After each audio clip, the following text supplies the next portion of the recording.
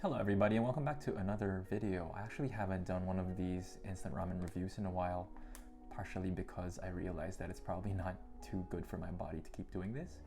But for this one we have the Samyang Buldak Corn. This is something that I haven't really heard of or seen before. It just showed up in our local Asian grocer, so I thought it would be good to give it a try. What's interesting about this ramen is that it only requires 4 spoons of water. Now, I'm not sure if that's something that the Samyang team changed ever since people realized that 8 spoons of water is probably a bit too excessive and it actually dilutes the spice a lot. But we'll see what happens with this one. I did cook it similar to how I cook other Samyang noodles, so you'll see here that it looks pretty vanilla, like looks pretty much like other Samyang noodles. What's interesting for me is, or what's disappointing I guess, is that the packet clearly showed corn chunks in here, and I've seen how other instant ramens have really convincing, or not even convincing, really authentic dehydrated vegetables, but it looks like here that there aren't any corn chunks, so I'm pretty disappointed in that. But otherwise, just the smell of it, it really reminds you of those really unhealthy sweet corn snacks that you probably ate when you were a kid. So it will probably taste something like that. So let's give it a try now.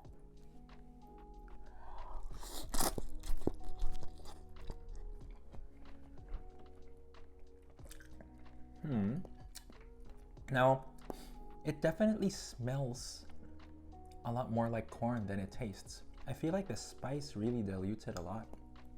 And I'm not really tasting a lot of that corn when I'm eating it. So maybe it's a balance issue of the spice overpowering the corn.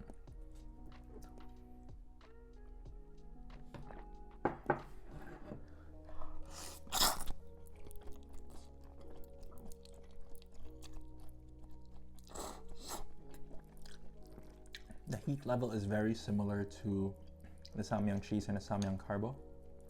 So I think the addition of flavor does cut into the spice a bit versus, say, just the plain buldak.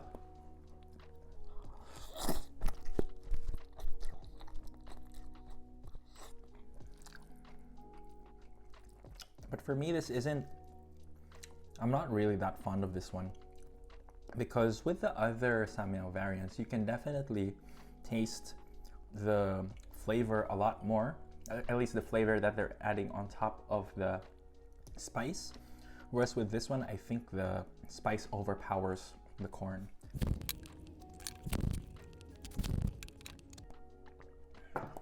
Yeah, I can't really say that I'm a huge fan of this one.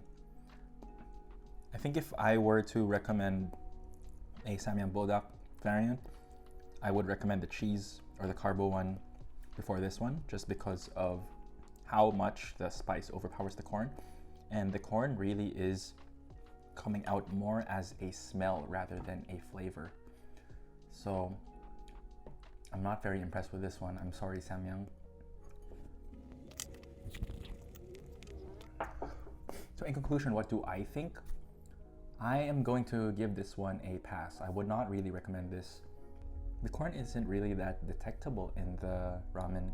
I'm really tasting a lot more of the spicy sauce.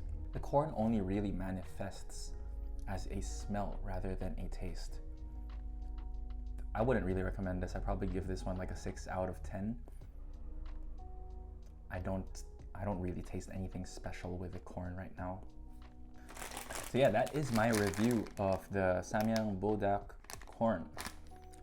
If you've tried this and you have any other thoughts, or if you disagree with me, let me know down in the comments below. I'd love to hear what you thought of this instant ramen.